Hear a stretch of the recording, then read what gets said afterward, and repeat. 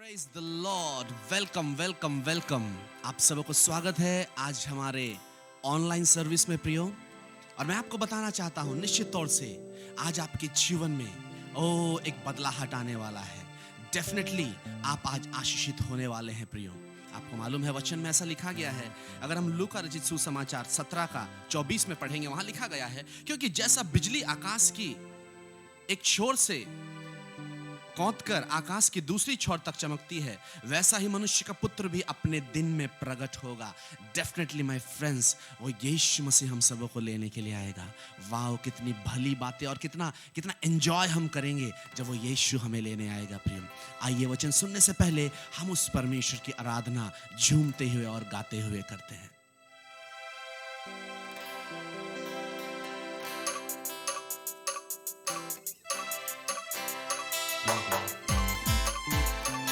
Yes, आइए आप अपने स्थानों में हैं, आप जहीं भी हैं, ताली बजाते हुए उस परमेश्वर की महिमा करें, झूमते हुए प्रियो। वाओ,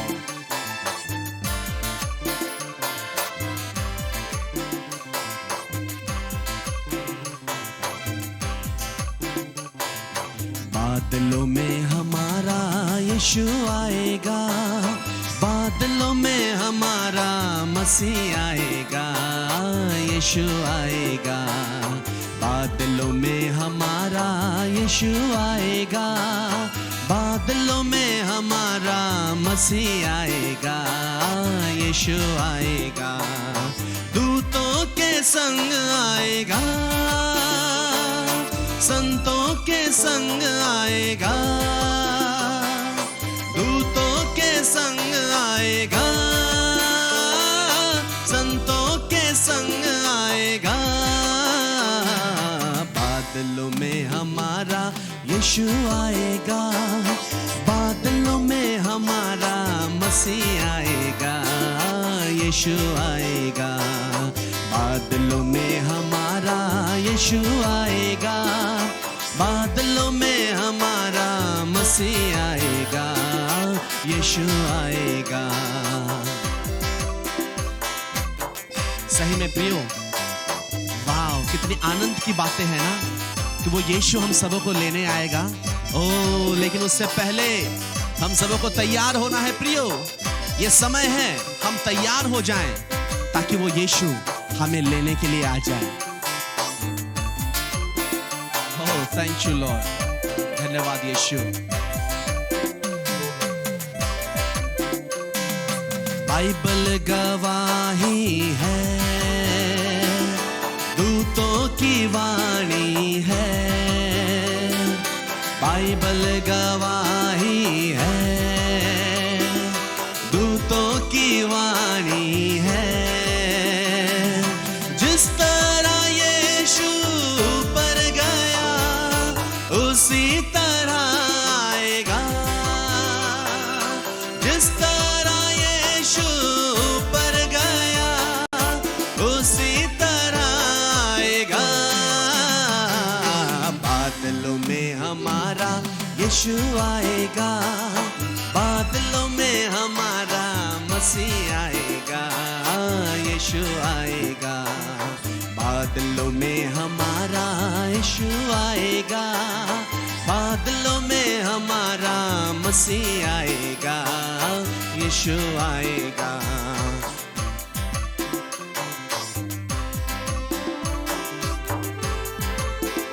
ओ प्रभु, हम धन्यवाद देते हैं, तू महान है, तू अद्भुत है। यस, धन्यवाद यीशु मसीह।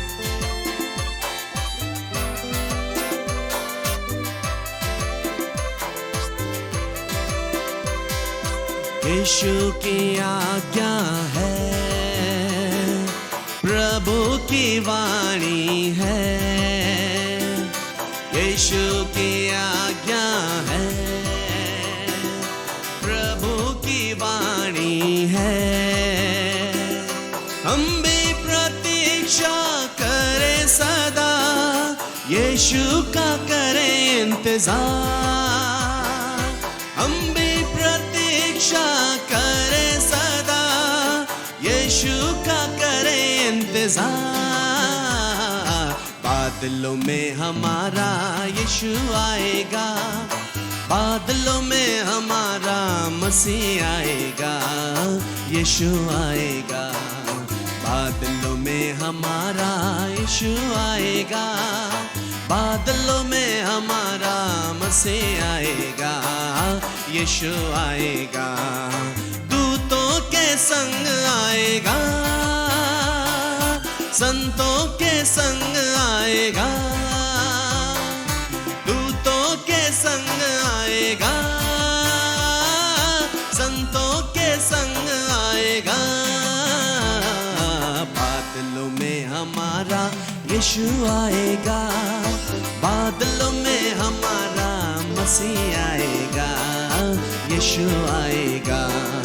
बादलों में हमारा यीशु आएगा, बादलों में हमारा मसीह आएगा, यीशु आएगा। बादलों में हमारा यीशु आएगा, बादलों में हमारा मसीह आएगा, यीशु आएगा। आइए प्रियो, हम सबके अपने आंखों को हम बंद करें और हम प्रार्थना करें। धन्यवाद देते हैं यीशु मसीह तेरे पवित्र उपस्थिति के लिए। ओ प्रभु, निश्चित तौर से तू हमें लेने आएगा और तू यही चाहता है कि हम तैयार हो जाएं। ओ तू हमारा दूल्हा है, हम तेरे दुल्हन हैं। तू यही चाहता है कि हम तैयार हो जाएं। इस घड़ी समय प्रभु तेरे दास जब वचन प्रचार करने जा रहे हैं, निश्चित तौर से आपने ओ प्रभु ने अभिषेक किया है। उनके प्रचार से प्रभु आज कई बंधनें टूटने पाए, उनके प्रचार से प्रभु आज कई लोगों को नया जीवन मिलने पाए, उनके प्रचार से प्रभु लोगों का जीवन में एक बदलाहट आने पाए। धन्यवाद देते हैं प्रभु, आपने सारी बातों में ओ प्रभु ओ प्रभु ने आशीष किया है। धन्यवाद देते हैं प्रभु, महिमा आदर आपको देते हैं, यीशु मसीह के नाम से प्रार्थना मांगते हैं, आमेन। Praise the Lord, Hallelujah. Welcome to the Odds of Manna. परमेश्वर को बहुत बहुत धन्यवाद देते हैं, उसने हम सबों को भला चंगा रखा पूरे सप्ताह भर। और आज परमेश्वर ने अनुग्रह प्रदान किया इस संध्या के समय में कि हम लोग परमेश्वर के वचन के साथ में हम लोग आमना सामना होने पाए और ढेर सारी बातों को हम लोग सीखने पाए। हालेलुया। हम विश्वास करते हैं कि इस चैनल के द्वारा से ढेर सारे लोग आशीषित हो रहे हैं। आप लोगों का सपोर्ट के लिए, प्रार्थना के लिए, फीडबैक के लिए हम बहुत बहुत धन्यवाद देते हैं। हमारे साथ में जुड़ते रहिए और इस चैनल को ज्यादा से ज्यादा दूसरे लोगों तक शेयर कीजिए ताकि वे लोग भी परमेश्वर के वचन को सुनने पाए और आशीषित होने पाए। आइए आज के विषय में जाने से पहले हम लोग छोटी सी दुआ करें। सर्वसामर्थी सेनाओं का यह परमेश्वर पिता, इजराइल का परमेश्वर, दाऊद का परमेश्वर, इब्राहिम का परमेश्वर, हम आपको बहुत बहुत धन्यवाद देते हैं प्रभु जी। आज के सुंदर समय को दिया प्रभु, हम तेरे वचन के नजदीक आते हैं प्रभु जी। हमारे मुख से होके बोलिए प्रभु जी, और जितने भी व्यूअर्स हैं प्रभु जी, और जो लोग ऑफलाइन भी देखेंगे, यह परमेश्वर पिता उनके संग साथ तू रह प्रभु। और परमेश्वर पिता इस वचन की गहराई तक और गंभीरता को हर एक को तो समझा दे प्रभु जी, अपने आत्मा के द्वारा से प्रभु जी। हम अपने आप को तेरे हाथ में समर्पित करते हैं, यीशु मसीह के नाम से मांगते सुनिए, अदय से राज्य में ग्रहण कीजिए, आमीन। हम लोग बहुत समय से, करीब कई महीने गुजर गए, हम लोग एक सीरीज में बात कर रहे हैं और वो है पैराबल्स ऑफ जीसस, यीशु मसीह का कहा हुआ दृष्टांत। उसके ऊपर में हम लोग चर्चा कर रहे हैं और आज पार्ट 28 में हम लोग जा रहे हैं। और जिस दृष्टांत को हमने उठाया है, जिस थीम को उठाया है इसमें, वो है द गुड समारिटन। उसको हिंदी में हम लोग कहते हैं भला सामरी। और इसके विषय में संडे स्कूल में बहुत अच्छी तरह से शिक्षा दिया जाता है। लेकिन हम लोग जितने बड़े लोग हैं, इस समय हम लोग कुछ गंभीर बातों को हम लोग सुनेंगे और समझने की कोशिश करेंगे। मेरे प्यारे भाई और बहनों, ये जो पर्टिकुलर दृष्टांत है, इसमें एक एक लाइन में रहस्यमय बात को छुपी हुई है। मैं पहले भी आप लोगों से कहा हूं कि जब कभी भी यीशु मसीह कुछ कहते हैं, और विशेष करके उसके जितने भी दृष्टांत सब है, वो सब दृष्टांत मल्टी डायमेंशनल, बहुत सारे आयाम में परमेश्वर उससे बातें करता है और उसका मीनिंग को हमारे बीच में लेकर आता है। लेकिन इसको अगर चाहें इस दृष्टांत को, तो पार्ट 1, पार्ट 2, पार्ट 3 करके हम लोग जा सकते हैं सिर्फ इस दृष्टांत को। बहुत सारे माइंड ब्लोइंग थिंग्स सब यहां पर हैं, लेकिन एक एपिसोड में जो जरूरी बात है, जिसके ऊपर में मेन परमेश्वर ने, यीशु मसीह ने फोकस किया है, हम उसके ऊपर में चर्चा करने को जा रहे हैं। और ये जो है दृष्टांत हम लोगों को मिलेगा, वो है लूका रचित सुसमाचार, उसका 10वां अध्याय, उसका 25 से लेके 37 तक, 25 से लेकर 37 तक। आइए हम लोग देखते हैं यहां पर क्या लिखा हुआ है। और देखो, एक व्यवस्थापक उठा और यह कहकर उसकी परीक्षा करने लगा। तो असल में क्या है, दृष्टांत जो है वो तो नीचे है, लेकिन ये दृष्टांत को यीशु मसीह ने कहा क्यों, ये सामने सीन में आया क्यों, उसको हम लोग पहले पढ़ रहे हैं। इसीलिए कभी भी आप दृष्टांत उठाते हैं तो ऊपर नीचे का कॉन्टेक्स्ट को थोड़ा सा देख लीजिएगा, तो आपको बेहतर रूप से समझने में आप समझ सकते हैं, या तो उसको स्टडी कर सकते हैं कि ये दृष्टांत आया क्यों, किस संदर्भ में यीशु मसीह ने कहा है, तो उसके इर्द गिर्द आपको उसका मीनिंग आपको पता चलेगा। तो यहां पर हम लोग एक कुछ घटना हो रही है, उसको मद्देनजर रखते हुए यीशु मसीह ने इस दृष्टांत को कहा है। तो यहां पर हम लोग देखते हैं, और देखो एक व्यवस्थापक, अंग्रेजी में लिखा है लॉयर, यानी मूसा का व्यवस्था को भली भांति जानने वाला, कानून व्यवस्था को परमेश्वर का जो मूसा के द्वारा से परमेश्वर ने दिया था उसको जानने वाला, उसने उठा और यह कहकर उसकी परीक्षा करने लगा। इसको आप नोट कर सकते हैं। और ये जो व्यक्ति कुछ जानने की कोशिश कर रहा है यीशु मसीह से, तो उसके पीछे में उसका जो मानसा है, उसका मानसा ठीक नहीं है, उसका दिमाग में कुछ दूसरा चीज चल रहा है। यहाँ पर साफ साफ लिखा हुआ है यीशु की परीक्षा करने के लिए बोल रहा है। अब देखते हैं आगे क्या लिखा हुआ है और क्या कह रहा है वो। हे गुरु, अनंत जीवन का वारिस होने के लिए मैं क्या करूं? हाँ, ऐसे बहुत सारे लुभावने वाले सवाल बहुत सारे लोग पूछते हैं। आज भी प्रभु के दास लोगों से वो लोग जस्ट उनको और परीक्षा करने के लिए कि कितना जानता है, क्या जानता है, आंसर जानते हुए भी बहुत सारे लोग पूछते हैं, और सवाल बहुत स्क्रीम से भरा हुआ है। देखिए, हे गुरु, अनंत जीवन पाने के जीवन का वारिस होने के लिए मैं क्या करूं, पूछ रहा है। तो यीशु मसीह उनसे क्या कहता है? उसने उससे कहा, व्यवस्था में क्या लिखा है? हाँ, उसने पूछ रहा है कि तुम तो व्यवस्थापक है, व्यवस्था में क्या लिखा है। यीशु मसीह ऐसे लोगों को जवाब देना भली भांति जानता था, इसलिए यीशु मसीह जवाब पहले नहीं दिया, उसने पूछा कि व्यवस्था क्या कहता है। और वो व्यक्ति यहाँ से एक बात को लेकर आता है और एकदम पूरा कोर टीचिंग्स को, परमेश्वर का जो व्यवस्था का जो कोर है, जो मेन क्रीम है, उसी में से निकाल कर बताता है। तो निकालने तो सही ढंग से जाना है, लेकिन इसके पीछे में मनोवृत्ति सही नहीं है। ओके, सो यीशु मसीह के सामने वो क्या कहता है, देखेंगे हम लोग। तू कैसे पढ़ता है? उसने उत्तर दिया, तू प्रभु अपने परमेश्वर से अपने सारे मन और अपने सारे प्राण और अपनी सारी शक्ति और अपनी सारी बुद्धि के साथ प्रेम रख। हाँ, ऐसे सवाल किसी और एक धनी व्यक्ति ने भी पूछा था कि अनंत जीवन पाने के लिए मैं क्या करूं, तो उसको भी यही आंसर दिया गया है।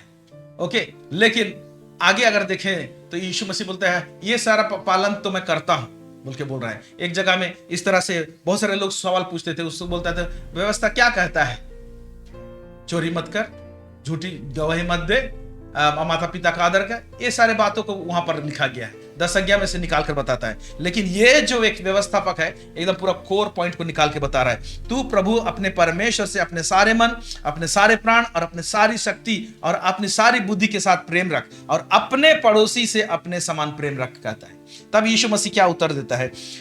उसने उससे कहा, तूने ठीक उत्तर दिया, यही कर तो तू जीवित रहेगा। हालेलुया। परंतु उसने अपने आप को धर्मी ठहराने की इच्छा से यीशु से का पूछा, तो मेरा पड़ोसी कौन है?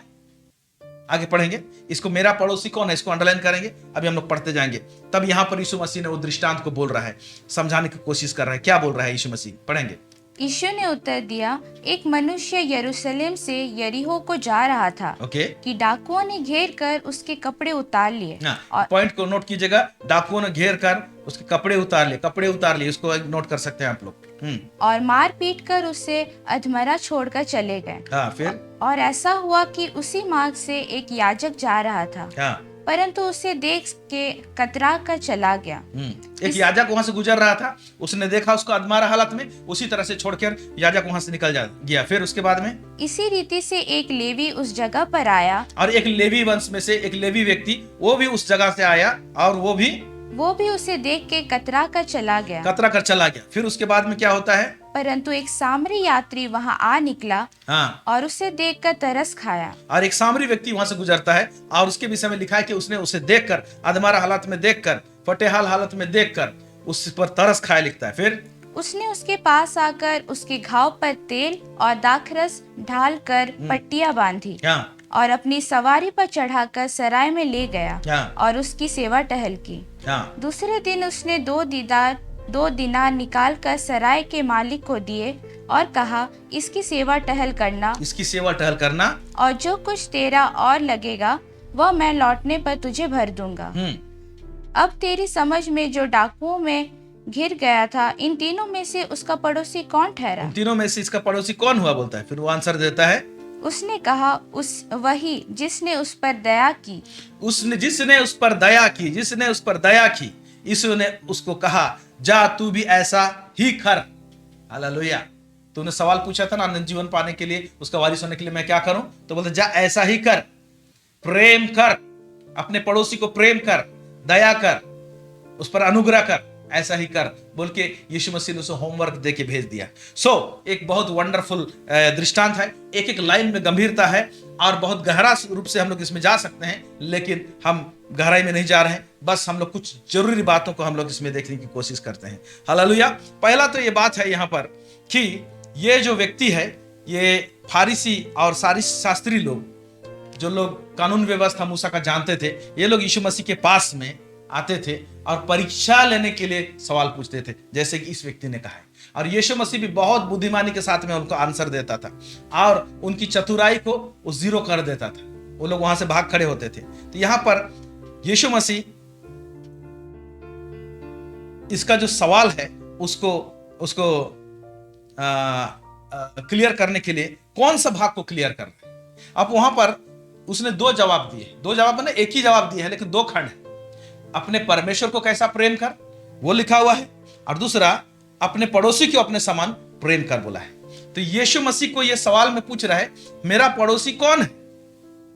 हालांकि क्वेश्चन पूछ सकता था कि परमेश्वर को मन से, शक्ति से, पूरे प्राण से कैसे प्रेम करना चाहिए, उस बात को उसने छोड़ दिया। कई बार हम लोग इसी तरह से प्रभु के दास के पास में आते हैं और कुछ भाग को जिसको पूछना चाहिए उसको नहीं पूछते हैं। मैं समझता हूं क्या ये परमेश्वर को किस तरह से पूरे शक्ति से, पूरे प्राण से, पूरे मन से प्रेम करने की बात को जानता था क्या? लेकिन उस बात को सवाल नहीं पूछता है कि पूरी चीज को एक्सप्लेन कीजिए, नहीं कहता है, लेकिन उसी चीज को कि मेरा पड़ोसी कौन है वो पूछ रहा है और यीशु मसीह उसको जवाब देता है।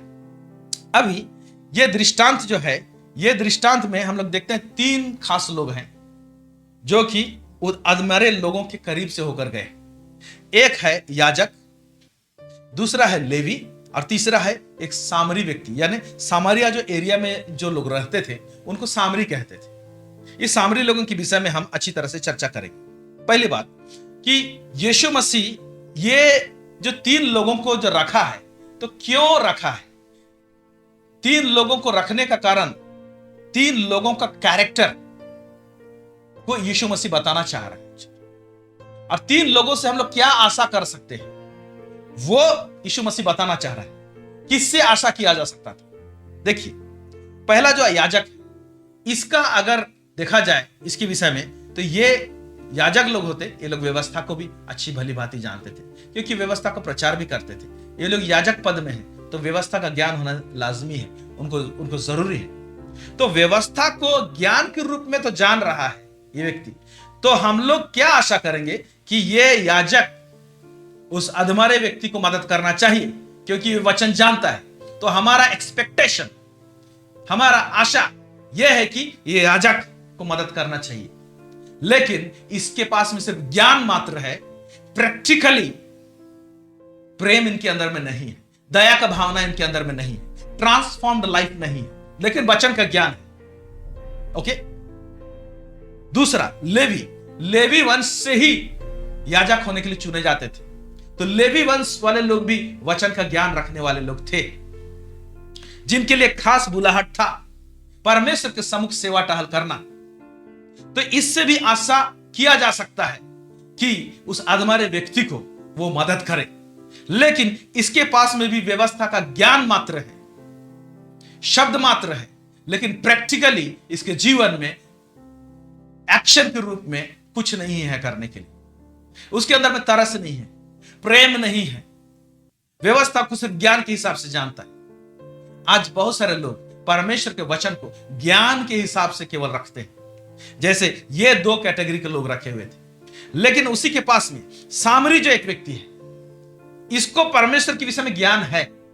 कैसे ज्ञान है मैं नीचे बताऊंगा, लेकिन जिस तरह से याजक और लेवी लोगों के पास में ज्ञान था, परमेश्वर के व्यवस्था का बात था, वैसे सामरिया लोगों के पास में नहीं था। ज्ञान तो था लेकिन इतना ज्यादा नहीं था।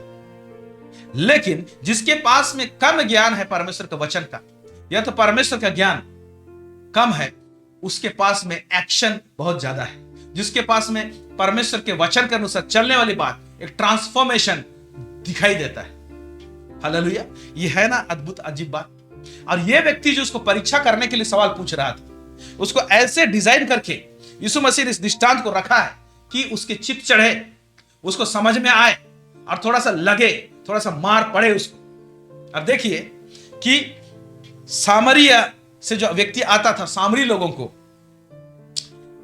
यहूदा के लोग और इजरायली लोग, यहूदी लोग नफरत करते थे। और जिनको नफरत करते थे, यीशु मसीह में ने दृष्टांत में, इस कहानी में उसको यीशु मसीह ने हीरो बना दिया। Hallelujah, praise the Lord.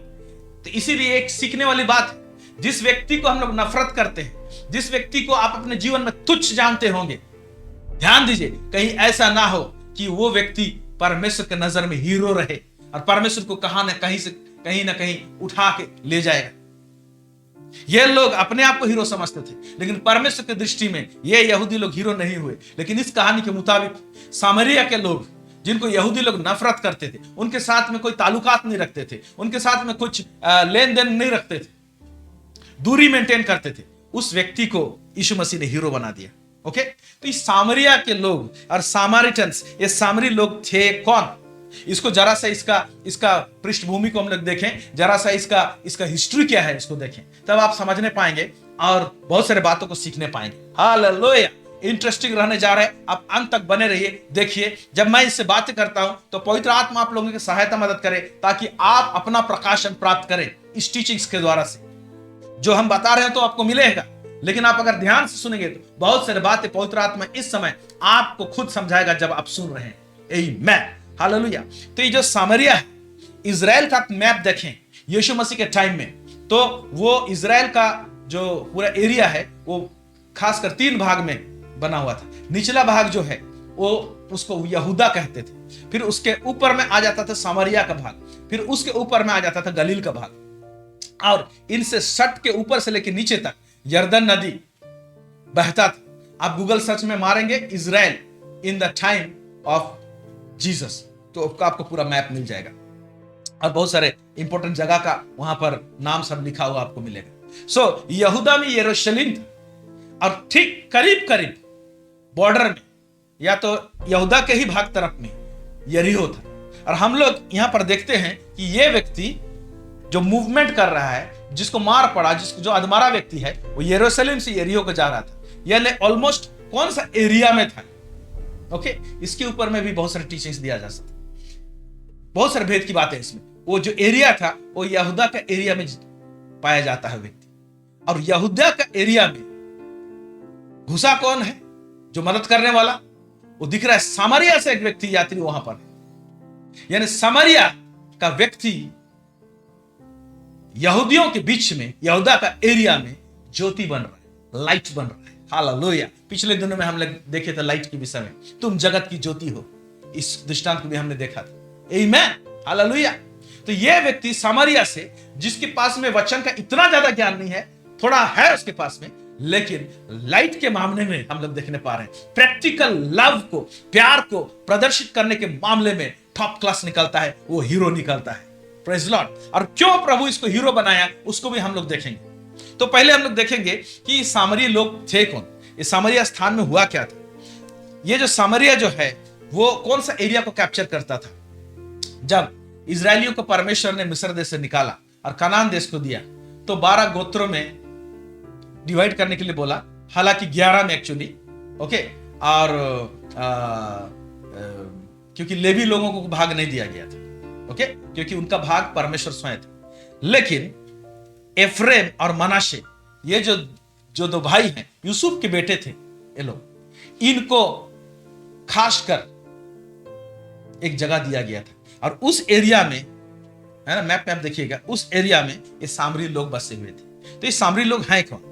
तो हुआ क्या कि असूर का राजा, यीशु मसीह से बहुत पहले राजा लोगों के टाइम में, असूर का राजा 10 गोत्रों को जब कब्जा करके लेकर गया, इजरायलियों में से 10 गोत्रों, ओके, तो लेने के बाद में उस एरिया में कुछ लोगों को बसाया था। असूर के राजा ने ही बसाया था। किसको बसाया था आप देखेंगे हम लोग। दूसरा राजा 17 उसका 24 आयत को हम लोग देखेंगे यहाँ पर क्या लिखता है। असूर के राजा ने बेबीलोन, कुता, अव्वा, हमात और सपवेम नगरों से लोगों को लाकर इजराइलियों के स्थान पर सोमरोन के नगरों में, इजराइलियों के स्थान पर सोमरोन मतलब समारिया, सोमरोन के नगरों में बसाया। हाँ। इस प्रकार वे सोमरोन के अधिकारी होकर, इस प्रकार वे लोग, ये लोग इजरायली नहीं है, लेकिन वहां पर क्या बोलता है, बेबीलोन, कूता, अव्वा, हमात, है ना, और ये सारे लोगों को वहां से आके सोमरोन में बसाया। इस प्रकार वे सोमरोन के अधिकारी होकर उन नगरों में रहने लगे। ये असूर का राजा इनको बसाया था उस समारिया के एरिया में। ओके, फिर उसके बाद में अगर आप पढ़ेंगे एजरा का पुस्तक, उसको बाद में पढ़िएगा, 4 उसका 2 से 11, तो ये लोग जो थे यहां जो बसे हुए थे, है ना, ये लोग जो यरूशलेम मंदिर जो सुलेमान ने बनाया था उसको तोड़ दिया गया था नबूकदनेस्सर का टाइम में, और इजरायली लोगों को बंदी बना दिया गया था, है ना, उनको बेबीलोन ले लिया गया था। और उस बेबीलोन को बाद में पारस के राजा ने कैप्चर कर लिया। तो पारस के राजा ने, जिसका नाम तो कुसरू था, उसने नहमिया और एजरा का टाइम में अनुग्रह प्रदान किया, परमेश्वर के चलाए, और इजरायली लोगों को उन्हें उस देश से भेजा और कहा कि तुम लोग जाओ यरूशलेम में चले जाना, और यरूशलेम में उस एरिया में जहां से तुम लोग आए हो, और यरूशलेम मंदिर को तुम लोग बसाना, और फिर से उस नगर को बसाना बोल के उनको भेजा था। जब ये लोग इजरायली लोग बंधुआई से आए थे, ओके, उस समय में जब यहां पर नगर बसा रहे थे, उस समय में यही सोमरोन के लोग इनका विरोध किए थे और इनके विषय में खिलाफत में चिट्ठी लिखे थे, है ना, पारस के राजा को। तो ये जो बातें जो उन्होंने विरोध किया था इजरायलियों को, यहूदियों को मंदिर बनाने से, तो इसका एक गुस्सा था यहूदियों का इस सोमरोन के लोगों पर। ओके, लेकिन एक बड़ा मजेदार चीज होता है इनके बीच में कि ये जो सामरिया में जो बसे हुए थे, असुर के राजा ने जिन लोगों को बसाया था, अन्य जातियों को बसाया था, उनमें क्या हुआ बसने के बाद में, क्योंकि ये लोग इजराइल के एरिया में तो आए, सामरिया जो जगह है उस वहां तो आए, लेकिन परमेश्वर को नहीं जानते थे लोग। मिक्स्ड कल्चर था। और उन दिनों में परमेश्वर ने इनके बीच में, क्योंकि परमेश्वर को आदर नहीं मिलता था इनके द्वारा से, तो परमेश्वर ने इनके बीच में सिंहों को भेजा।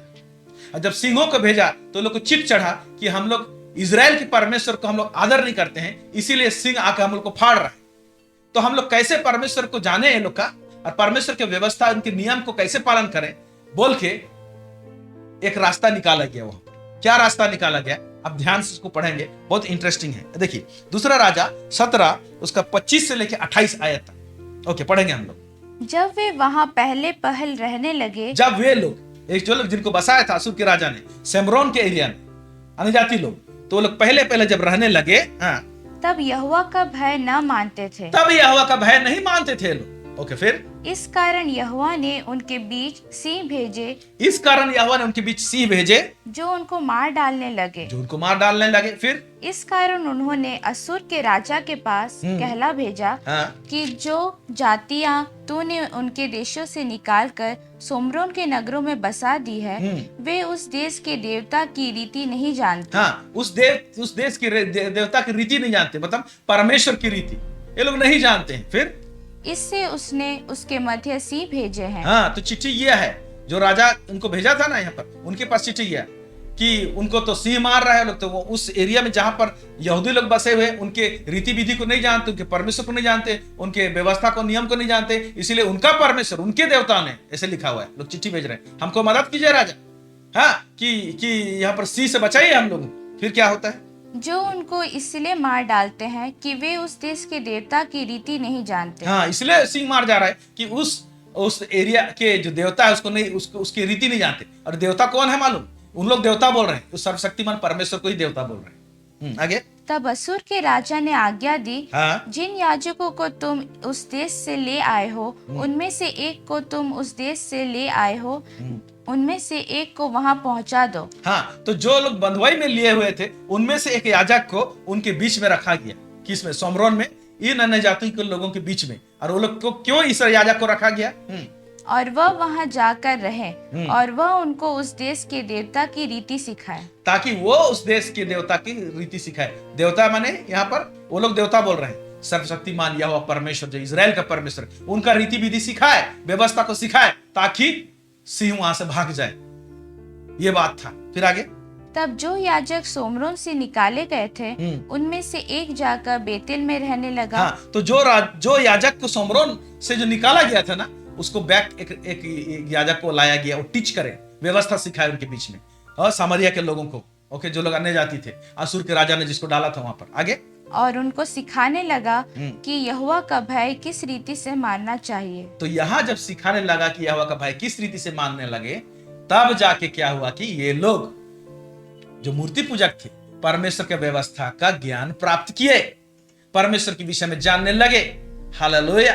तो इस रीति से लोग परमेश्वर के विषय में जानने लगे, और इनके पास में, सामरिया के लोगों के पास में ज्ञान था।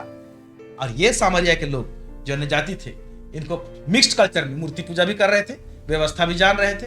तो कुछ यहूदियों का कल्चर को इन्होंने अपना लिया और कुछ अपना कल्चर में, मिक्स्ड कल्चर में थे।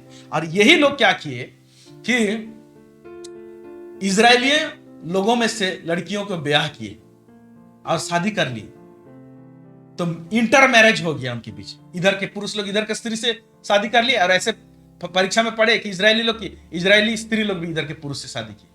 इस तरह से मिक्स्ड कल्चर वाले लोग उस सामरिया में रह गए। और अगर आप नेहमिया की पुस्तक उसका 6 उसका 1 से 4 में आप देखेंगे, और तो क्या हुआ कि यहाँ पर इजरायली लोग जब दूसरी बार जब मंदिर को बना रहे थे, तो यही लोग अपोज भी किए थे, इसीलिए सामरिया के लोगों को लोग नफरत करते थे। उसके बाद में और एक चीज आपको पढ़ने को आपको मिलेगा, वो क्या है कि सामरिया एक ऐसा स्थान था।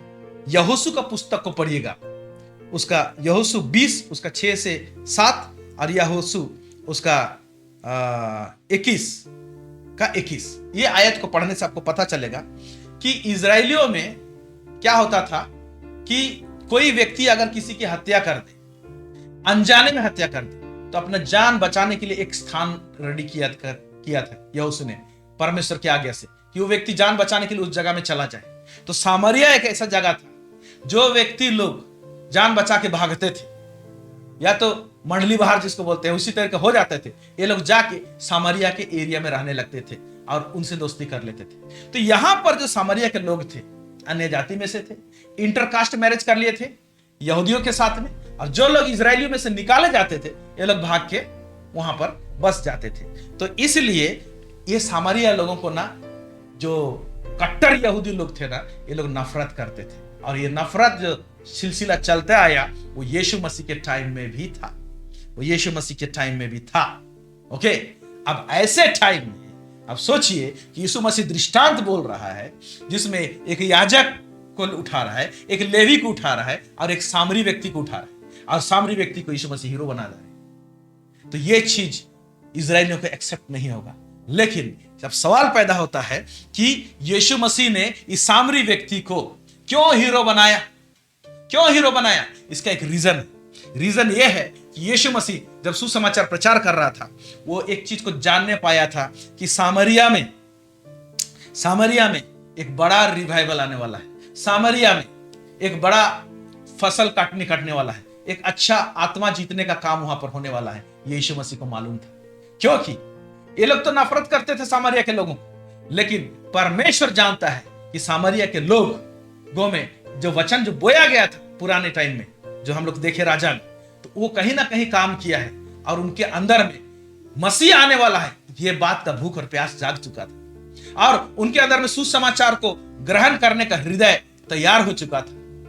और ये चीज कब होता है आप देखते हैं, हम लोग पढ़ेंगे, जब यीशु मसीह एक बार ऐसा होता है कि यीशु मसीह को गलील जाना था, लेकिन वो बोलता है कि मैं सामरिया से होके जाऊंगा, यहां से होके जाना मुझे अवश्य है बोल के बोलता है। हम लोग पढ़ेंगे यूहन्ना रचित सुसमाचार उसका 3 और 4 क्या लिखता है।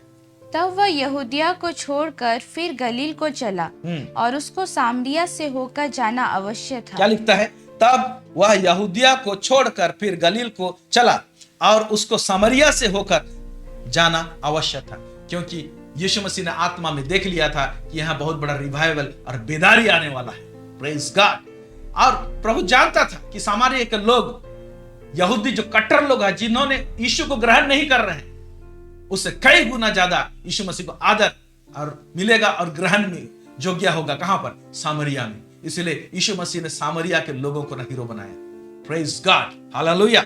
और ये चीज देखिए कि वो जो स्त्री जो थी, जो 5 पति कर चुकी है, छठा जो थी वो भी उसका पति नहीं थी। हम लोग जानते हैं कि यीशु मसीह जब गुजरता है तो याकूब के कुआं के पास में एक शाम यीशु मसीह बैठा रहता है और यीशु के चेले लोग रोटी लेने के लिए, मोल लेने के लिए नगर में गए रहते हैं और यीशु मसीह अकेला रहता है। सामरी स्त्री वहां पर आती है और सामरी स्त्री से यीशु मसीह का वार्तालाप होता है और यीशु मसीह ने उसके पूरे जीवनी बता देता है। और वहां पर सामरी स्त्री क्या बातें करते समय उसमें से एक खंड को देखिए, उससे पता चलता है कि सामरी लोग में क्या ज्ञान था। ओके, यूहन्ना उसका 4 उसका 25 से लेकर 26 क्या लिखता है यहाँ पर? स्त्री ने उससे कहा, मैं जानती हूँ कि मसीह जो क्रिस्त कहलाता है, हाँ, आने वाला है। क्या बोल रही है? देखिए, मैं जानती हूँ कि मसीह जो क्रिस्त कहलाता है।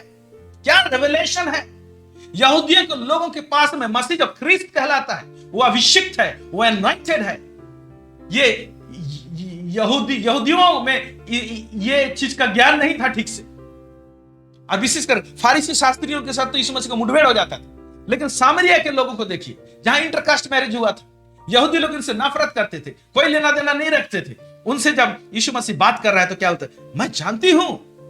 और सोचिए कि ये पाप में जी रही थी, इसके पास में सही ज्ञान है, सही रेवलेशन है। मैं जानती हूं कि मसीह जो ख्रिस्त कहलाता है आने वाला है। जब वह आएगा तो हमें सब बातें बता देगा।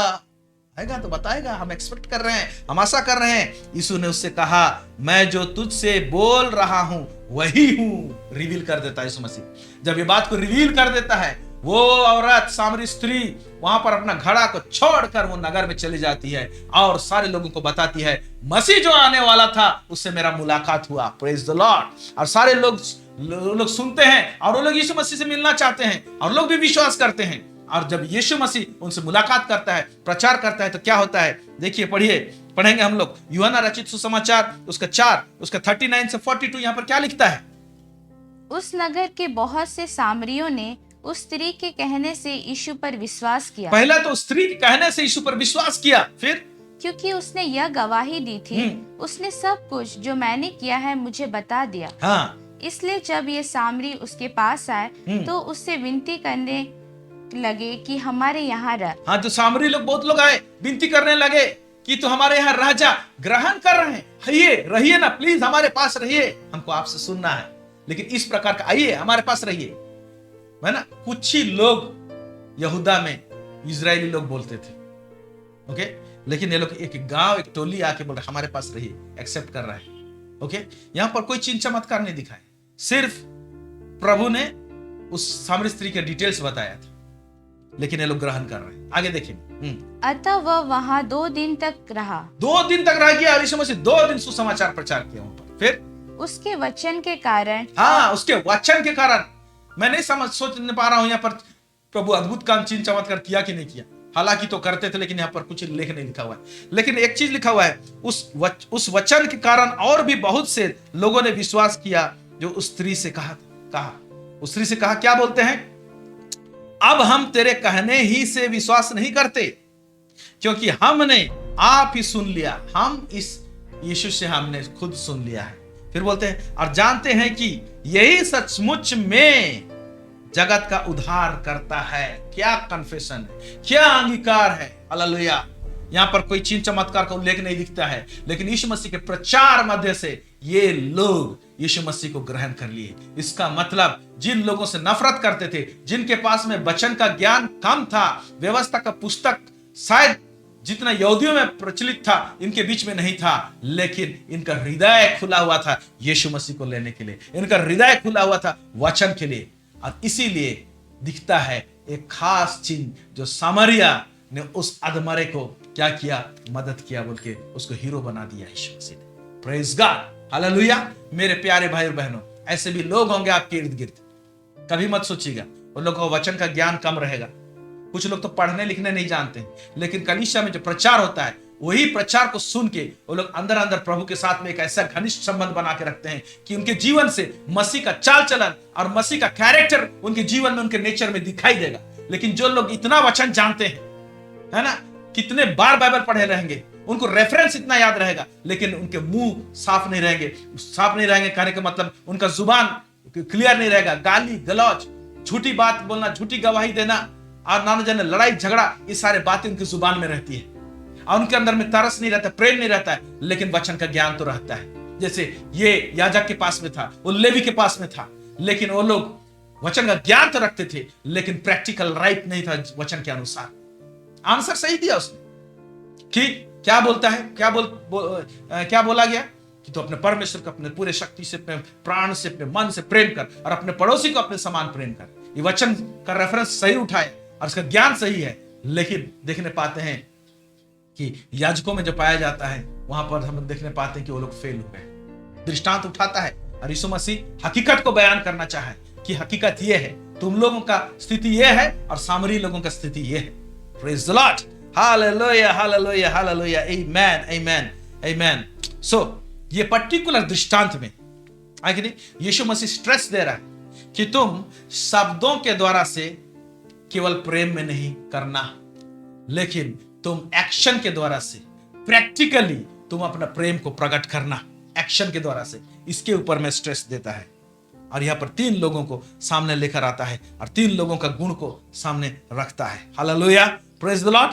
और खासकर इस सामरी व्यक्ति का गुण को दिखा रहा है। क्या दिखा रहा है कि यह व्यक्ति के विषय में बोल रहा है, जब उसे अधमरा पाया तो उसके घाव पर उसने दाखरस उंडेला।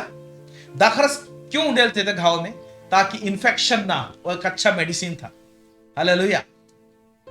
मेडिकल टर्म्स के अनुसार दाखरस को जब घाव में डाले जाते थे तो वो इंफेक्शन होने नहीं देता था, और कई बार दाखरस से घाव को धोते थे। फिर तेल जो उसके घाव में लगाया गया वो क्या है ना, दर्द को कम करता है, पीड़ा को कम करता है। Praise the Lord. और स्पिरिचुअली इसका मतलब ये है कि हमारे पास में जब दूसरों का मदद करते हैं, ऐसी बातें रहनी चाहिए जो एक व्यक्ति का दर्द को कम करे और एक व्यक्ति का घाव को नासूर होने ना दे, सेप्टिक होने ना दे, लेकिन उसको घटा दे। लेकिन हम क्या करते हैं, हमारे जुबान ऐसे रहते हैं कि जो व्यक्ति घायल है उसको और ज्यादा घायल कर देते हैं, उसका इंफेक्शन को बढ़ा देते हैं हम लोग। उसका जो दर्द है उसमें हम लोग तेल नहीं लगाते हैं, लेकिन हम लोग उसमें नमक डाल देते हैं ताकि और दर्द करे। ये अच्छा सामरी का प्रचार नहीं है। नहीं तो इस प्रकार का हम लोग हरकत करते हैं तो हम लोग अच्छा सामरी नहीं बन सकते। मेरे प्यारे भाई और बहनों, यहां पर और एक खास चीज देखने को मिलता है कि यह व्यक्ति दाखरस और तेल लेके घूम रहा था। इसका मतलब यह दर्शाता है कि यह एवर रेडी रहता था, हमेशा तैयार रहता था मदद करने के लिए। यह दृष्टांत में उसके पास दाखरस और तेल होने का मतलब है, कौन भाई तेल और दाखरस को लेके इधर उधर यात्रा करेगा? क्यों करेगा? लेकिन इसने अपने पास में रखा था, यानी ये एवर रेडी पोजीशन में रहता था दूसरों को मदद करने के लिए। और वचन भी यही कहता है, गलती उसका 6:9 से 10 में पढ़ रहा हूं आपके लिए। यहां पर क्या लिखा है, हम भले काम करने में साहस ना छोड़े।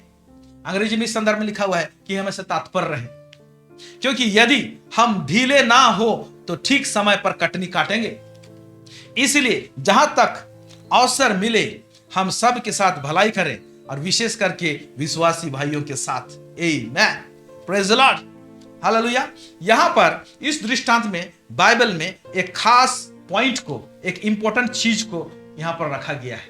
मैं सोचा कि ऐसा क्यों लिखा गया है। यहां पर मैं पढ़ रहा हूं लुक्का 10:30 को। दृष्टांत में क्या लिखता है, यीशु ने उत्तर दिया, एक मनुष्य यरूशलेम से यरीहो को जा रहा था कि डाकुओं ने घेर कर उसके कपड़े उतार लिए। इसको मैंने अंडरलाइन करने को कहा था, कपड़े उतार लिए। क्यों ये बात को कहा, क्यों मारपीट कर उसको फेंक दिया, ऐसे क्यों नहीं लिखा हुआ है वहां पर? उसका सब कुछ ले, लेकिन खासकर कपड़े उतार लिए क्यों लिखा हुआ है?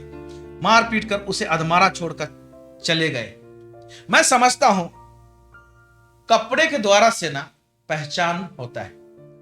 अभी उसके कपड़े से पता चलता, क्योंकि यीशु मसीह जब सामरी स्त्री से जब बात करने के लिए गया तो सामरी स्त्री बोला, तुम यहूदियों के मुझसे पानी मांगते हो। ये कैसे जाना कि यहूदी है ना? यहूदी लोग जो पुरुष लोग थे, दाढ़ी तो एक अलग तरीका से होता था, प्लस उनका जो कपड़ा जब पहनावा होता है तो अलग होता था, पता चलेगा कि यहूदी है। ओके, इससे पता चलेगा। तो यहां पर इसको कपड़े उतार देने का कहने का मतलब होता है इसे नंगा कर दिया गया और ऐसे मारा गया, और कपड़े नहीं होने के कारण से और ऐसे मारे जाने के कारण से अधमरा हालत में जिस तरह से छोड़े थे, वो पहचाना नहीं जा रहा था। प्रभु ने उसको आइडेंटिफाई करने का स्थिति में नहीं छोड़ा उसको, कि लोग पहचानने ना पाए कि सामरी है कि यहूदी है। तो ये जब सामरी पहुंचता है, मैं समझता हूं सामरी भी नहीं पहचानने पा रहा होगा कि यहूदी है कि सामरी है। प्रभु ने उसे सोचने का मौका नहीं दिया।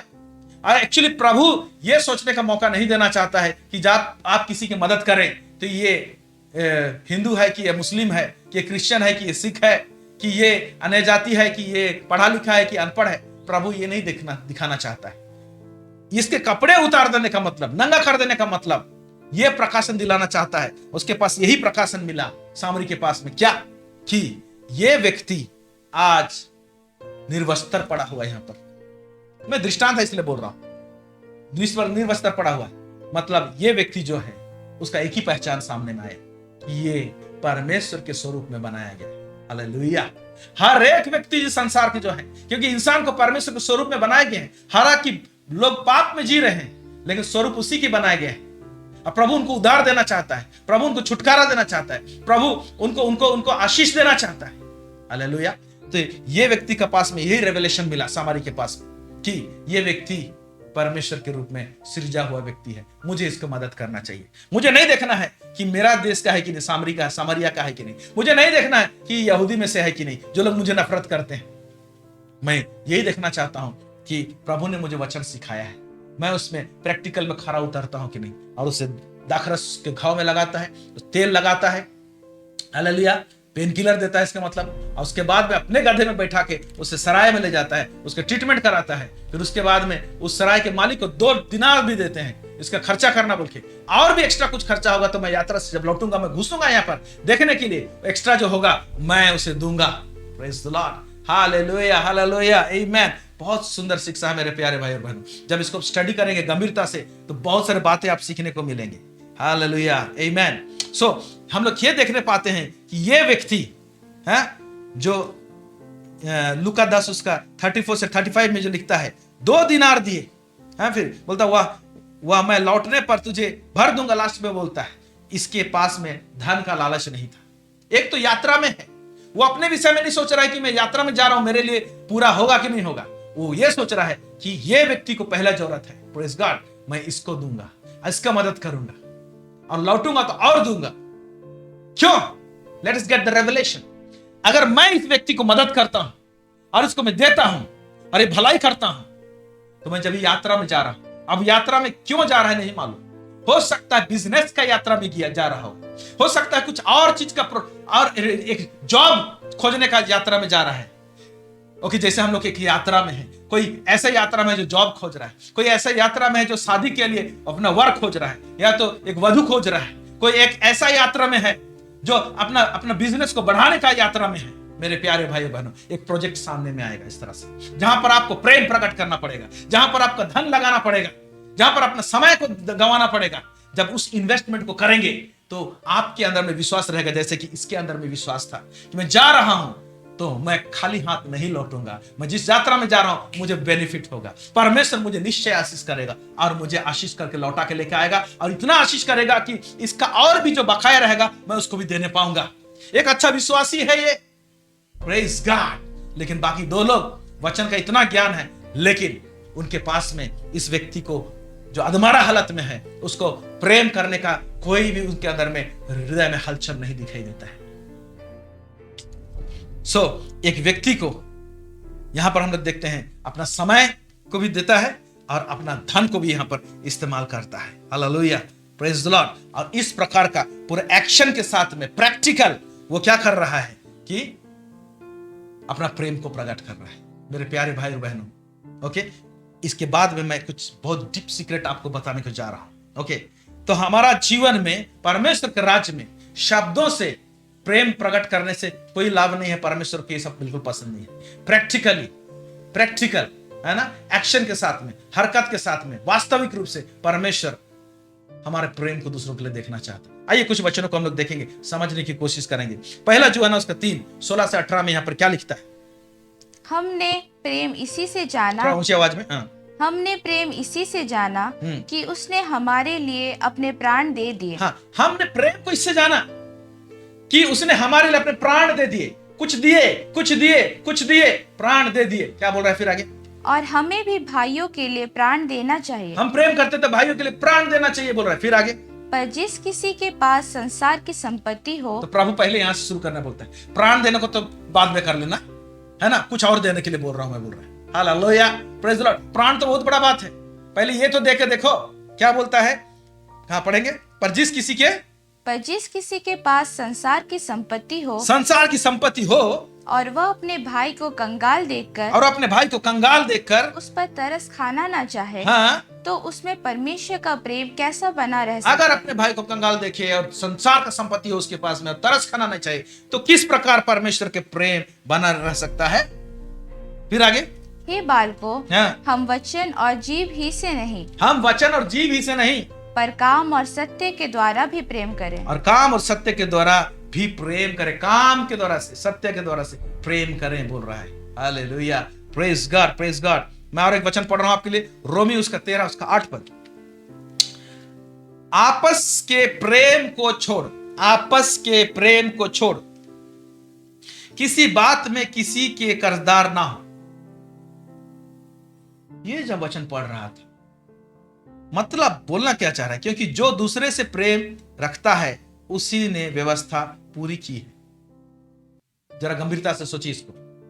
आपस के प्रेम को छोड़ और किसी बात में किसी के कर्जदार ना हो, मतलब प्रेम करना एक कर्जा के बराबर है। मैं अगर किसी को प्रेम करता हूं तो मैं कर्जा दे रहा हूं। दूसरा चीज का कर्जा मत करना बोल रहा है, लेकिन प्रेम के विषय में कर्जदार हो। ओके, है बोलते। और आपस के प्रेम को छोड़, मतलब मैं आपको प्रेम प्रकट कर रहा हूं तो आप कर्जा में, आपको भी प्रेम प्रकट करना है। हालेलुया, क्योंकि कर्जा को चुकाना जरूरी है। ओके, तो प्रेम को प्रकट करना कर्जा के साथ तुलना करना है। ओके, और परमेश्वर प्रेम है, और जहां पर प्रेम वाला कर्जा है, हालेलुया, देखिए ध्यान से, जहां पर प्रेम वाला कर्जा है वहां पर परमेश्वर अट्रैक्ट होता है उस कर्जा में भागी होने के लिए, उसमें उस कर्जा को फुलफिल करने के लिए अट्रैक्ट करता है परमेश्वर। आगे आइए, मैं आपको आत्मिक जगत का एक डीप सीक्रेट को मैं बता रहा हूं। बहुत ध्यान से सुनिए इस खंड को जो बता रहा हूं। हम लोग परमेश्वर के पास में स्तुति करते हैं, आराधना करते हैं, और हमको जो जरूरत होता है हम लोग प्रार्थना करते हैं, मांगते हैं। प्रेयर जब करते हैं हम लोग ऊंचे आवाज, स्वर निकालते हैं, वॉइस, और इस वॉइस को परमेश्वर सुनता है। हालेलुया, प्रेज लॉर्ड, कान लगाता है। लेकिन आत्मिक जगत में ये वॉइस से भी तगड़ा और भी कुछ वॉइस है, जिसमें आप मुंह से कुछ नहीं भी बोलेंगे लेकिन कुछ किए रहेंगे। आत्मिक जगत में वो आवाज है। ध्यान से सुनिए, आप मुंह से कुछ नहीं बोले हैं लेकिन हरकतों से कुछ किए हैं। आत्मिक जगत में वो प्रेयर वॉइस रहता है, वो आवाज गूंजता है जो कि स्वर्गदूत लोग भी सुनते हैं और एक्शन में, हरकत में आते हैं। परमेश्वर उस आवाज को सुनता है जो आपके एक्शन के दौर से होता है। उसमें भी एक आवाज है, उसमें एक प्रेयर है। कई एक बार हम लोग प्रार्थना करने की स्थिति परिस्थिति में नहीं रहते, आवाज नहीं निकल सकता, मृत्यु शैया में, लेकिन एक ऐसा प्रेयर का वॉइस को हम रिलीज कर दिए रहते हैं अपने हरकतों के द्वारा से, जो कि जब आप दुर्बल रहे, कमजोर रहे और समस्या पे पड़े रहे तो वो आवाज गूंजेगा और उस आवाज को परमेश्वर सुनेगा और उत्तर देगा। हालेलुया, वो कैसे होता है मैं आपको बताना चाह रहा हूं। और इसीलिए प्रभु मदद करो, दया करो, कृपा करो, प्रेम करो बोला है। ओके, कई बार हम लोग चिल्लाते रहते हैं, वो प्रार्थना सुना नहीं जाता है। हम लोग सोचते हैं हम लोग का बोलना ही वो एक प्रार्थना है, एक ऐसा प्रेयर है जिसमें बोलना नहीं होता है, कुछ करना होता है। आइए हम लोग देखेंगे उसको।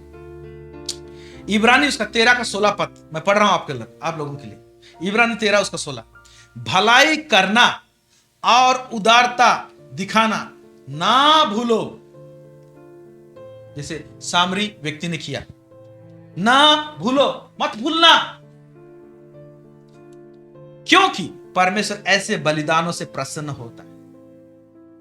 मालूम है, उत्पत्ति का पुस्तक में कैन और हाबिल ने बलिदान लाया परमेश्वर के सामने, और कैन का बलिदान को परमेश्वर ने ग्रहण नहीं किया, लेकिन हाबिल का बलिदान को परमेश्वर ने ग्रहण किया लिखता है। और वो बलिदान उत्पत्ति में दिया गया था, वो आज भी बातें करता लिखा हुआ है। इसका मतलब उस बलिदान में आवाज है। Praise the Lord. उसी तरह से भलाई करना और उदारता दिखाना, ये एक बलिदान है परमेश्वर के सामने। ये आवाज करता है परमेश्वर के सामने। वो स्मरण करेगा जिस दिन आप कमजोर पड़ जाएंगे तो आपका बलिदान प्रार्थना करेगा। Praise God, hallelujah. इसीलिए परमेश्वर के राज्य में परमेश्वर ने मदद करना, बीज बुनना, दशमांश के विषय में सिखाया है, ऑफरिंग के विषय में सिखाया है, बलिदान करने के विषय में सिखाया है। ये सब प्रेयर का एक अलग स्टैंडर्ड है, जिसमें आपको मुंह से बोलना नहीं होता है, लेकिन ये सब हरकत प्रेयर वॉइस क्रिएट कर देता है। आत्मिक जगत में आवाज रहता है। Praise God. आप एक डीप सीक्रेट को सीख रहे हैं, इसको आप देखिए। आगे देखिए, मैं प्रोफाउंड वचन लेकर आ रहा हूं। नीति वचन उसका 19 का 17 में पढ़ रहा हूं आपके लिए। यहां पर लिखा हुआ है, जो कंगाल पर अनुग्रह करता है वह यहोवा को उधार देता है। क्या बात लिखा है, जो कंगाल पर अनुग्रह करता है वह यहोवा को उधार देता है। क्या बात है। राजाओं का राजा, प्रभुओं का प्रभु को उधार देना परमेश्वर को कैसे एक्सेप्टेबल होगा। लेकिन वचन बोलता है उधार देता है। इसका मतलब परमेश्वर जब उधार को लौटाएगा, आपको इंटरेस्ट के साथ में लौटाएगा, एक हायर बेनिफिट के साथ में लौटाएगा। हालेलुया।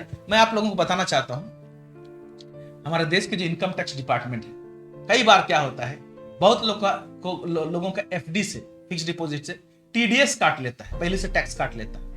लेकिन जब लोग रिटर्न फाइल करते हैं तो देखते हैं, देखा जाता है कि उसको इनकम टैक्स नहीं पड़ रहा है, लेकिन वो काट के ले गया है गवर्नमेंट। तो गवर्नमेंट को क्या करता है, उल्टा लौटाना पड़ता है वो टैक्स जो काटा है। जब लौटाता है ना, तो वो अमाउंट का जितना दिन उसके पास में था, वो इंटरेस्ट के साथ में गवर्नमेंट को लौटाना पड़ता है। मेरे प्यारे भाई और बहनों, जो लोग इनकम टैक्स पे करते हैं ना, लोग को पता चलेगा। तो जब इंटरेस्ट के साथ में इनकम टैक्स डिपार्टमेंट लौटाता है इस देश का, तो स्वर्ग का परमेश्वर, जिसको हम उधार देते हैं, बोलता है कंगालों को देने के द्वारा से, ओके, वो आपको इंटरेस्ट के साथ में क्यों नहीं लौटाएगा। Praise God, hallelujah. तो आपको जब हम लोग ये करते हैं तो हम लोग को लगता है कि मेरा घटी होगा, मेरा कम हो जाएगा, लेकिन कम नहीं होगा, वो बढ़ के ही आपके पास में आएगा। Praise God, hallelujah. ये एक बात है बोलता है, जो कंगाल पर अनुग्रह करता है वह यहोवा को उधार देता है और वह अपने इस काम का प्रतिफल पाएगा। लिखा हुआ, वेरी प्रोफाउंड।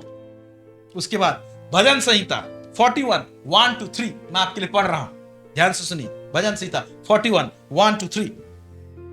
क्या ही धन्य है, धन्य मतलब आशीषित, वह जो कंगाल की सुधि रखता है, विपत्ति के दिन यहोवा उसको बचाएगा। तो कंगाल का सुधि लिया, विपत्ति के दिन एक आवाज जो कंगाल को सुधि लिया, उसके कारण से प्रेयर वॉइस रिलीज हो गया आत्मिक जगत में, वो परमेश्वर के कानों तक पहुंचा हुआ।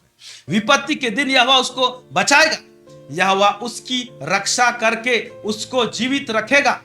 वह पृथ्वी पर भाग्यवान होगा, तू उसको शत्रुओं की इच्छा पर ना छोड़ेगा। अगर उसका दुश्मन है, शत्रु है, तो शत्रुओं की इच्छा पर नहीं छोड़ेगा उस व्यक्ति को। जब वह व्याधि के मारे शैया पर पड़ा हो, तब यहोवा उसको संभालेगा। तू रोग में उसके पूरे बिछौने को उलट कर ठीक कर देगा। लिखा हुआ है। देखिए, मेडिसिन हम लोगों के जीवन में भलाई नहीं करते हैं, विधवाओं को, अनाथों के विषय में चिंता नहीं करते। एक खास ब्लेसिंग बोल रहा है।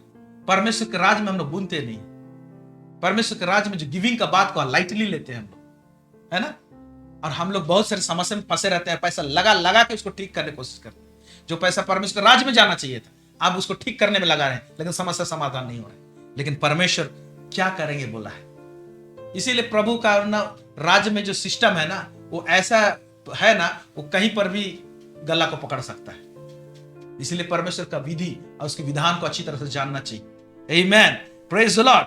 एक घटना मैं आपको पढ़ा रहा हूं कि आत्मिक जगत में जब हम भलाई किए रहते हैं, प्रेम प्रकट किए रहते हैं, ओके, तो वो परमेश्वर के सामने में आवाज के रूप में कैसे रहता है। आइए देखते हैं हम लोग प्रेरित काम 9 उसका 36 से 40। यहां पर क्या लिखता है।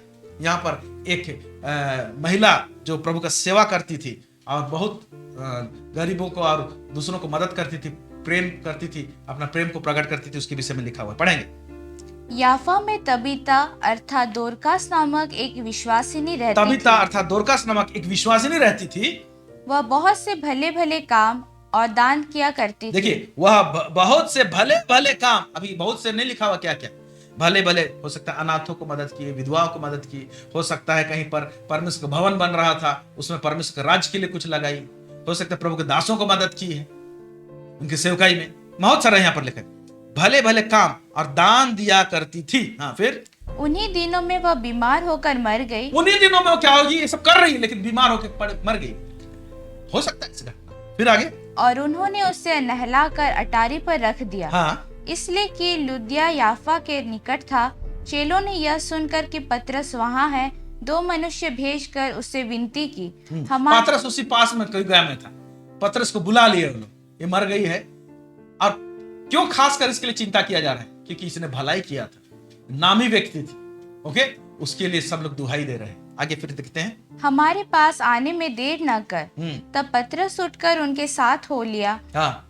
और जब वह पहुंचा तो वे उसे उस अटारी पर ले गए। सब विधवाएं रोती हुई उसके पास आ खड़ी हुई। सब विधवाएं रोती हुई आकर अभिषिक्त के सामने खड़ी हुई, प्रेरित के पतरस के सामने। फिर क्या बोले, और जो कुर्ते और कपड़े दोरकास ने उनके साथ रहते हुए बनाए थे, उनके साथ रहकर जो कुर्ते कपड़े पहनने के कपड़े दोरकास ने बनाए थे इन विधवाओं के लिए, उनके तन को ढका था, ओके।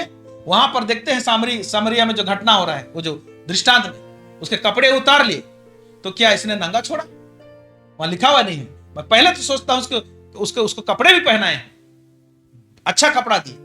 अब यहां पर भी देख ले, इन विधवाओं को दोरकास ने कपड़े पहनाए थे, बनाए थे। फिर आगे, दिखाने लगी। वो दिखाने लगे, देखिए ये कपड़ा उसने हमारे लिए बनाया था, ये जिंदा रहना चाहिए।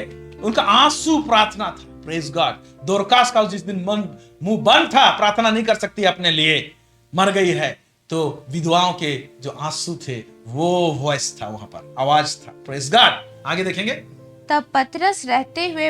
तब पतरस ने सबको बाहर कर दिया और घुटने टेक कर प्रार्थना की और सब की ओर देख कर कहा, हे तबीता उठ। तब उसने अपनी आंखें खोल दी और पतरस को देखकर उठ बैठी। उसने हाथ देकर उसे उठाया और पवित्र लोगों और विधवाओं को बुलाकर उसे जीवित दिखा दिया।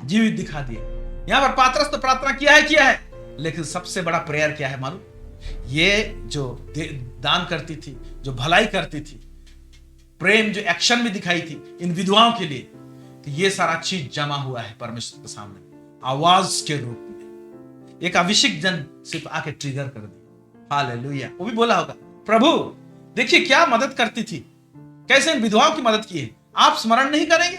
बस इतना सा बात है, परमेश्वर ने इसको जिंदा कर दिया ताकि वो और भलाई करे। मेरे प्यारे भाई और बहनों, यहां पर और एक चीज सीखने वाली बात है। आत्मिक जगत में इस प्रकार से हमारा प्रेम का हरकत जो है काम के द्वारा से, वो आवाज के रूप में रहता है, वो प्रार्थना करता है, वो एक्शन परमेश्वर के सामने। लेकिन हम लोग इस दृष्टांत से और एक चीज सीखने पाते हैं, जब प्रेम को हम लोग प्रकट करना चाहते हैं किसी के जीवन में, तो हम लोगों को धन की भी आवश्यकता है। उसके पास धन था, उसी धन के कारण से उसने उसकी सुधि ली, सराय में जगह मिला, उसको पेमेंट किया गया। तो आज धन की आवश्यकता है। अगर आप अपना प्रेम को बेहतर रूप से दिखा सकते हैं उन असहाय लोगों के लिए, तो धन की आवश्यकता है। साफ साफ इस दृष्टांत में दिखाई दे रहा है। लेकिन आज धन के विषय में प्रचार नहीं है कि धनी क्यों होना चाहिए। एक मसीह को जो यीशु को ग्रहण किया, मैं बोलता हूं कि उसको एक अच्छा धनी व्यक्ति, समृद्ध व्यक्ति होना चाहिए, ताकि वो समृद्धि का उस धन में से वो भलाई कर सके। Praise God. लोग इसके द्वारा से भी गॉस्पेल प्राप्त करते हैं। इसीलिए आज धन का शिक्षा नहीं दिया जाता। अगर धन का विषय में धन की आशीष कैसे आएगी इसका शिक्षा अगर दिया जाता है तो बहुत सारे लोग इसका विरोध करते हैं। लेकिन साफ साफ देखिए, बिना धन का कैसे सेवा करेंगे। इवन यीशु मसीह के पास में भी धन आता था, उसके द्वारा से सेवा करता था, इसीलिए तो उसने रखा था एक ट्रेजर। Praise God. तो मेरे प्यारे भाई और बहनों, हम देखते हैं यीशु मसीह का सेवकाई का टाइम में बहुत सारे विधवा लोग थे और बहन लोग थे, है ना। वो लोग अपना आमदनी में से यीशु मसीह के सेवकाई में मदद करते थे, लिखा हुआ है साफ साफ। तो मेरे प्यारे भाई और बहनों, हम प्रेम को अगर एक्शन में दिखाना चाहते हैं तो हमें धन की भी आवश्यकता है। हम ये घोषणा करते हैं कि आपके जीवन में परमेश्वर इतना समृद्धि दे, इतना बेशुमार धन और संपत्ति दे, ताकि आप भलाई करना ना छोड़े और भलाई करने में आप आगे रहने पाए।